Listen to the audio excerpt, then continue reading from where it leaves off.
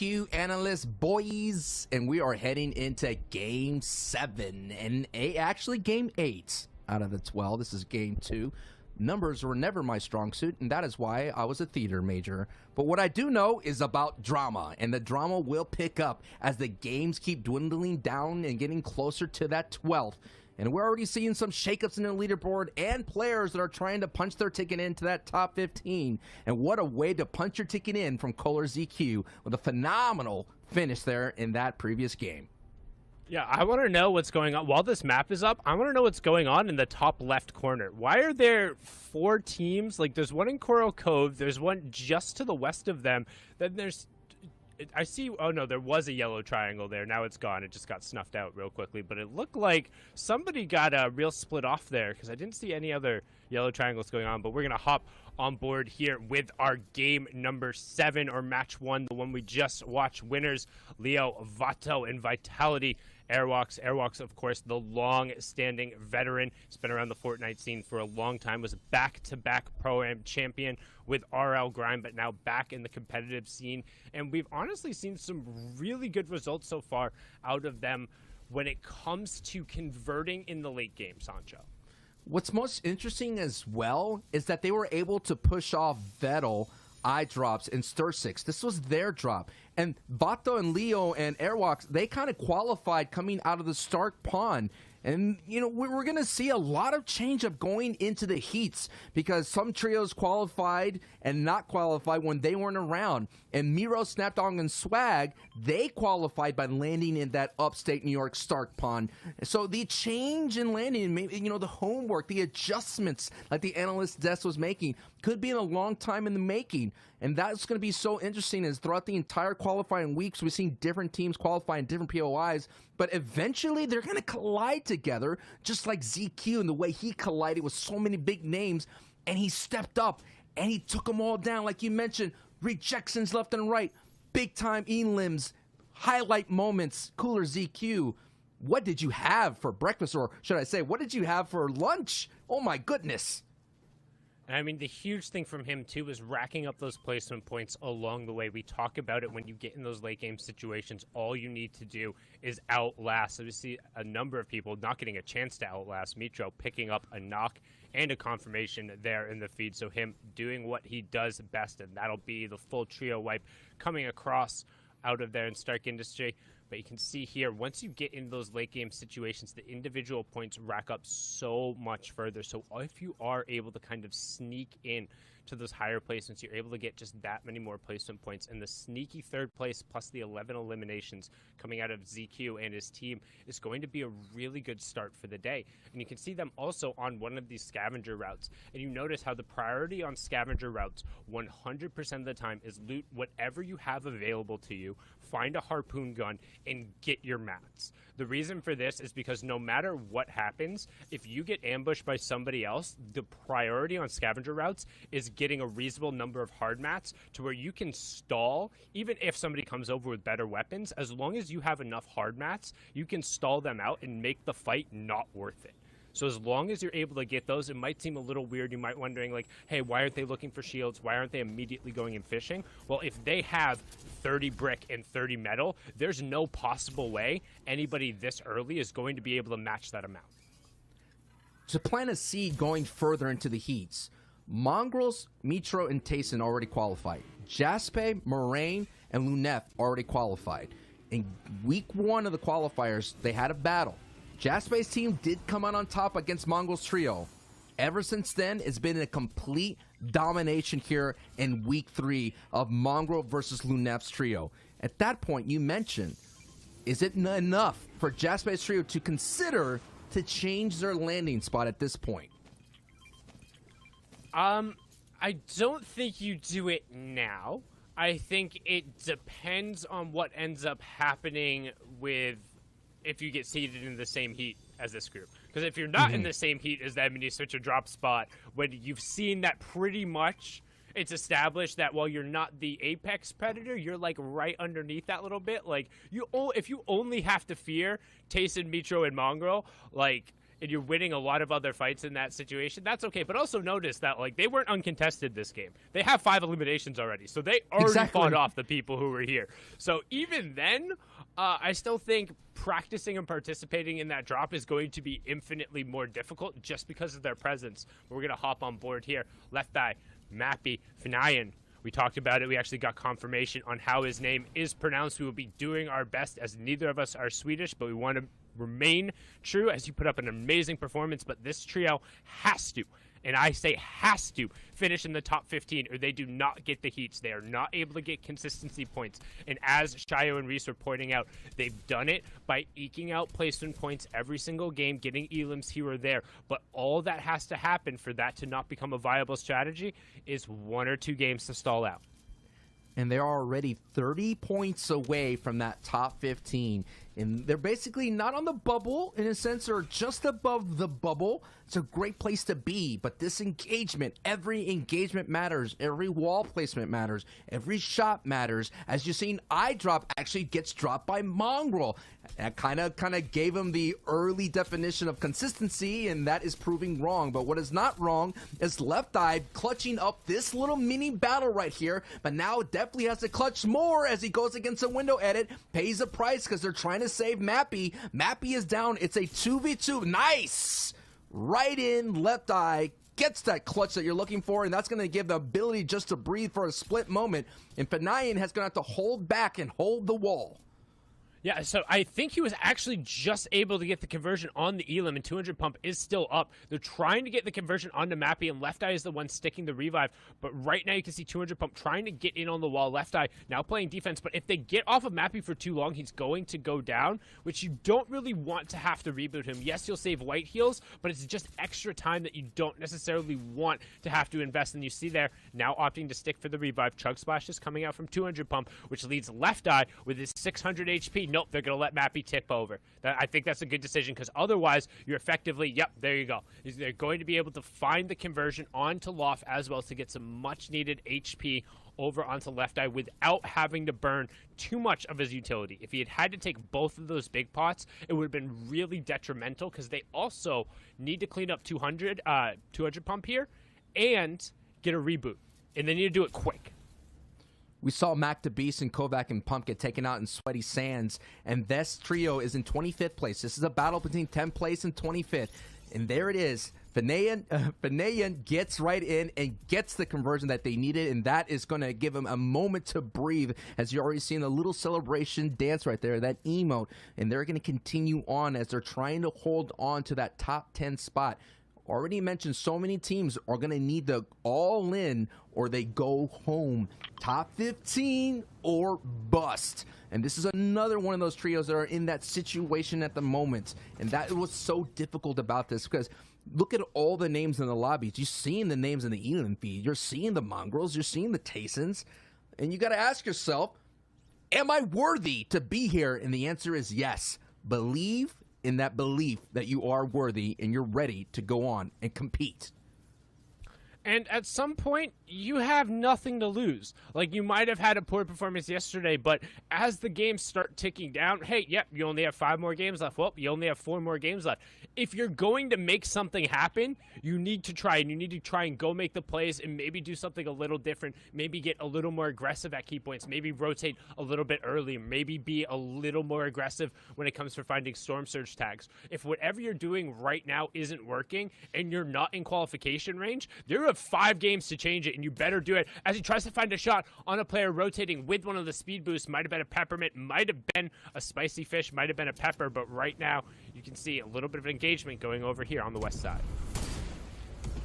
And now you're hearing the rifts go out in the distance. Rifts are kind of sprinkled throughout the map that allows people to kind of make these very aggressive rotations or movements, and one is definitely around Ant-Man, or one of the best movies in the MCU.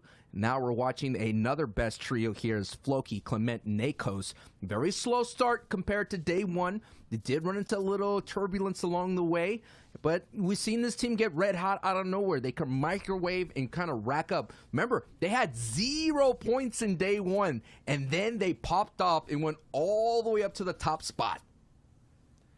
You can see right now trying to find some shots on those rifting players, keeping an eye on the top left. Left Eye picking up another Elam, but Fresh picking up Funayan. That's one of the trios we're keeping an eye on in terms of placing into that top 15. Mappy getting the Elam onto Mylad. Deceptos also getting a knock there onto CRR. So a little bit of exchanges going on as we pay attention to the rotation here. Currently sitting 34 damage below Storm Surge. Now, if you're not used to watching competitive Fortnite, here's a fun little fact. Storm Surge is actually on in every single playlist.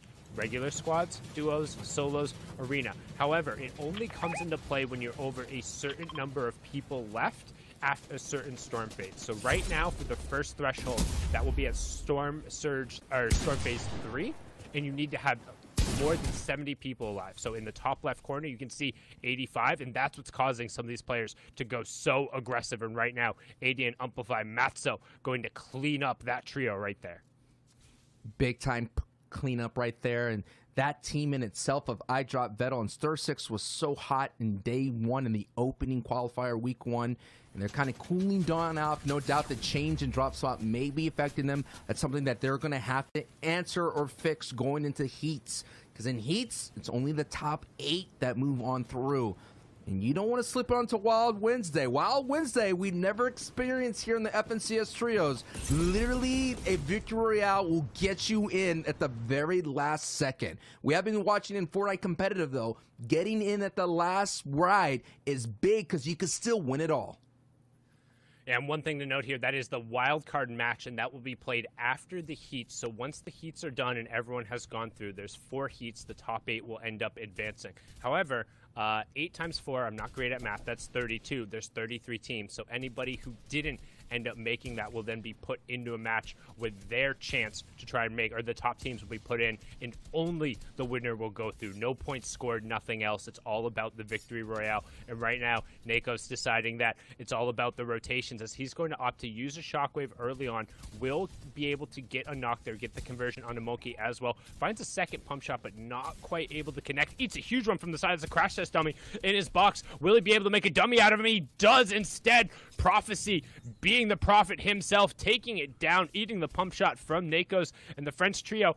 Again, though, getting caught on the edge of the zone, which was really atypical of their other performance. I gotta say, though, this is kind of, now it's kind of funny that they had that battle in the Ant Manor. They're kind of like Ant-Man. They start off small, and then all of a sudden they could get big in a moment's notice. So they're going to be 60 feet tall going in. Who knows how high they could go, how tall they can be. But we do know that they have the capabilities of throwing some haymakers. And you actually see in that top left, speaking of haymakers, Left Eye and Mappy picking up another pair of eliminations. And what we saw it there for a second, yeah, bring that back. I want to talk about that. Bongda's trio, who can only advance with a top 15 finish, place 11th with 7 elims in game 1. Yesterday, they had a really tough performance. So out of the trios we're kind of looking at to have contention, this is one, if they're able to keep it rolling and be able to chain together, maybe not necessarily like all 5 consecutive matches, but they really need at least 4 solid games to even get close to that top 15 range. And they're sitting right now in 26th place. And that is 30 points away from getting into it. So top 15 or bust. Those are the drama stories that we're watching today. There's a lot of stories of people like Stompy, Refsguard, and Scram, which I know a lot of the EU is a big fan of, that are already in. We will try to figure out, plant some seeds of what they're going to go through in the heat. So I would say for this trio, they're kind of like squeaking into their top 15s. We haven't seen that signature Victory Royale, that signature win. Refsguard, Scram, and Stompy was my prediction early on to do really well, and I've yet to see that big pop-off moment for them yet in these qualifying rounds. But the day is young. It is early here in this game 2 of the 6 here in day 2, and already Stompy and the crew have 17 points and 1 elim from this match. So I think they're another trio that I don't want to think suffers from the need for consistency, but they don't really allow themselves to get in those opportunities for those kind of big clutch moments. They don't end up on the backside of the zone with priority positioning, or they don't end up boxed up without having a number of people looking at them. They try and be more towards center zone and finding picks, and when that doesn't happen and they end up getting the wrong pulls, as you can see there, the pressure gets put onto them. Now, Amplify, ADN, and Co. pressuring down on Scram. You can see Stompy heading for the hills, trying to find his own room. Scram says, that's fine, I'll do it myself. And by do it myself, I mean get knocked. That's Amplify going to be able to take him down. They're trying to chuck him back into the zone to make sure he doesn't tick out. They want all of his loot. They want to get the shakedown, and they want the max storm damage, making sure they do all the little things right. That's the theme for this trio. It's all the small things, and right now it's just a small matter of moments for Stompy, who's all alone, and that's going to be a scary situation to be. The Lone Rangers, though, it's going to be difficult to kind of get those heroic points coming in all by yourself and knowing that you're in shambles and you're just eating Storm, and you have a deadly trio of Matzo, ADN, and Amplify. Now we're going to take a look at this. This is a Sweaty Sands finish. We did see in NA East a Sweaty Sands finish as well, and how powerful that hotel tower can be. Eventually the zone kicked up north right over the pier. So there's going to be players jockeying for position on the hotel side of things and the pier side. And this is the kind of gamble that you can pay off as we're getting closer and closer to Zone 5, which is the half in and half out. And that is going to be an opportunity for trios to either have the graces of the Storm to be on their side, or they're going to have to consider a long, dangerous rotation. But ADN, Matzo, Amplify, kind of riding in clean at the moment. A little shots here and there, but look at this. They got a nice little tunnel. But at the end of the tunnel, it's not a light. It's Mongrel tasting a Metro, and Amplify gets graded right in the face. Big time. Oh my goodness. Such a scary thing to do. Back up and retreat. Sound the horn. And it's just like exactly you're sprinting at the tunnel, trying to go through the hole right there. You swear that that's a tunnel that's going on. It's just going to keep going, but you slam into a brick wall, and that was Mongrel on the other side of that. But Matzo says, well, something about a rock in a hard place, and I'm going to put you in between it, as he's going to trade it out, and Mitro gets traded out, and all of a sudden, it's Tayson by himself, and ADN, Matzo, and Co. saying, hey, you're the most consistent trio? No. We're going to take that away. We'll take your tunnel, we'll take your mats, and they're going to occupy all of this space now and be able to work their way forward. But the question is, can they find Tayson? You can see him trying to stick that revive. They try and find the space. Matzo gets traded out on the other side, so immediately ADN, just a little bit of spite, and make sure he gets that conversion down, sneaks in a nice little pump shot. Good job holding that wall in it, but somebody on his other side. This is going to get awkward real quick. 85 on the backside. Jerky goes down, but Sapiros ends up saying, surprise, caught on the backside of zone again, and that's where all the chaos is all the time in competitive Fortnite. Oh man, backside and Storm, it started off, they were like a coyote, going into the tunnel. They were like a road runner. They were going back and forth, and they almost got away and sped away. But before you know it, the rest of the lobby kind of converts on that, and the lobby focuses, proving to be one of the most dangerous foes second to the Storm, as we're taking a nice pan view of everybody building their catacombs, building their little apartment complexes, and building their safe zones within the chaos that's in Fortnite competitive. Putrick, Hen, Deceptos, a strong showing, currently sitting on top of the board. Now, we've already had ADN, Mongrel, Matzo, all those trios out. That is second place and third place so far in the cumulative standings. But here we are, another team, kind of, much more decorated than Mappy's trio, but they're still, they need to get in here. They could definitely get in just on placement points, but you know them. They want to get in with that top 15. They want to say, we definitely belong in here, and not get in on a technicality. I believe they have already qualified from series points. As long as just they showed up and played today, they would have gotten enough from this week. But they really do want to put a stamp on it. And again, still prize money on the line here for the qualifiers. But right now, CRR, Kinzel, and Wolfies trying to not fall prey to a little bush ambush from Hen, Patrick, and Co. over on the side. However, Wolfies is going to eat a ton of fire. And the second you hear that armor crack and the white tags come through, it's going to draw a lot of focus. Need to keep eyes on where his teammates are, and also keep eyes on that top left, as 19 trios remain. Once that gets to 17, the points will begin to be doled out, and we're into the late game now as the fifth circle is closing, and that means full moving zone, Sancho. Let's see what happens sundown. It could go north, man. If it goes north, yes, like Ozzy Antic says, it's beachy and it's fine and it's cool. So, oh my goodness. Speaking of cooler ZQ, Cooler ZQ goes down.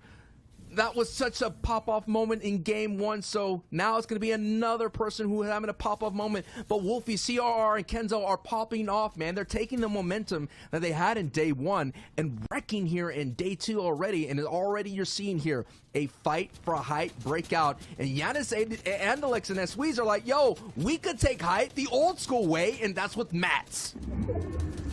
To fight for height, and try as they might, it's going to be theirs. You can see Trox and Co. just acquiescing it right there, saying, all right, you're investing all of that. Well, I don't think we have enough to match it. They came running at him with hard mats, soft mats, every kind of mats. Throw the kitchen sink in there as well, because they're going to be the anvil falling from the sky on the rest of the lobby. As you can see, Floki getting the knock there onto Micking Up. We have our top 17 trios, which means placement points are going out. Storm Surge is in play for another 11 players. However, on the rotation, enough people should fall before it begins to strike purple lightning from the sky.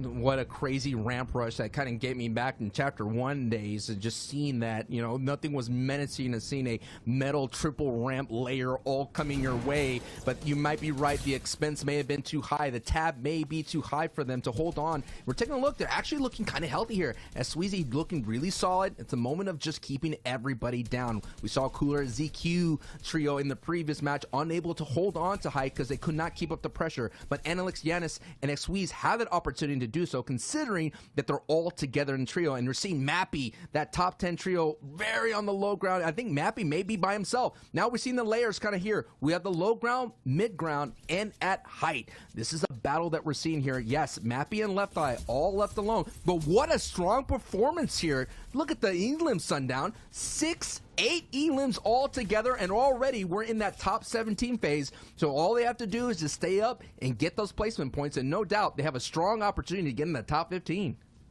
And where their head is at right now is they know Left Eye has a bandage cannon, which is one of the strongest heal-off items in the game outside of a flopper, and they're just looking for whatever extra points and utility, because every single point matters. Again, this trio has to place in the top 15, and Left Eye, the World Cup qualified player, so incredibly intelligent looking back there, but needs to be careful. Had his inventory open, splitting mats there with Mappy is going to take a couple shots.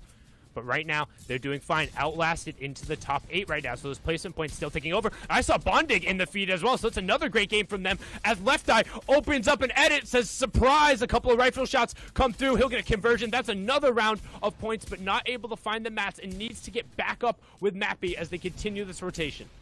This is the soggy bottom of this layer right here. I'm sorry, Mary Berry, but sometimes the soggy bottom is delicious because this is where you rack up the most points right now. Left Eye and Mappy are doing it together as a duo, and this is going to be a big opportunity, but the beams are coming through and may be a little too much. Down he goes.